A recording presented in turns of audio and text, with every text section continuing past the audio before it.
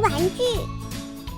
小伙伴们，你们说我都这么大了，还喜欢玩玩具，这正常吗？最近呀，我又上了一个视频，最终我还是又要剁手啦，就是这个啦，它已经到货了。这款还是可以变形的玩具呢，这里面不仅有很多的数字，而且还有加减乘除。我们不仅能把它变身，而且我们还能玩数字的游戏呢。哦，现在呢，我就来考考大家，看看大家的算术题的水平怎么样呀？那我来出一道题，选一个2，再选一个3，中间我们加一个加号。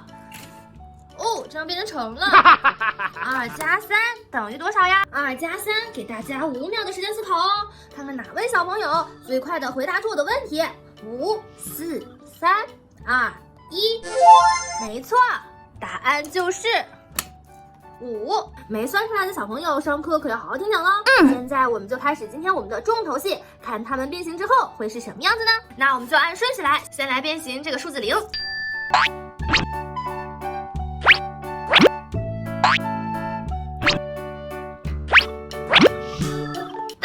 第一个已经变形成功了，0变成了越野车，是不是很帅呀？小车滴滴滴出发喽！现在我们来变形这个数字1。哇，它的车轮已经被我变形出来了呢。车头的部分，让我来想一想。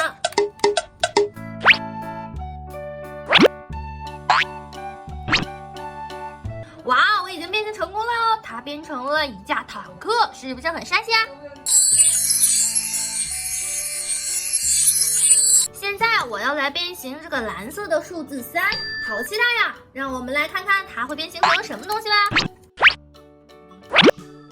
这究竟是什么呀？我怎么有点看不出来呢？这里好像有机关，像是车头。哇，我知道了耶！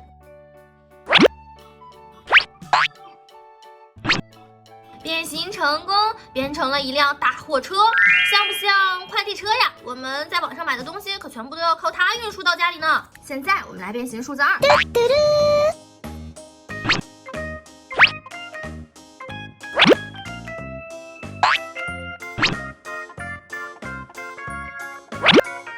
好啦，数字2变形成功，它变成了一架飞机呢。橙色的数字4，让我们来一起看看它会变形成什么。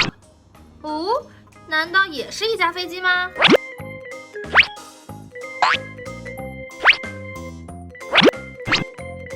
好啦，变形完成。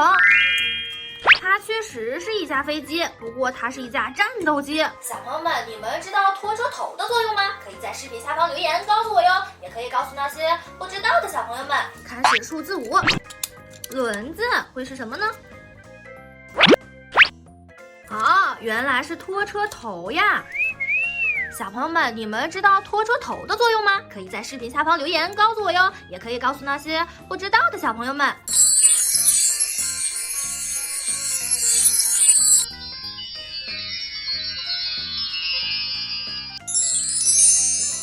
好啦，小朋友们，果果姐姐现在已经挑战变形完成所有的字母了。那我来考考你们，你们还记得这个字母是数字几吗？可以在视频下方留言告诉我哟。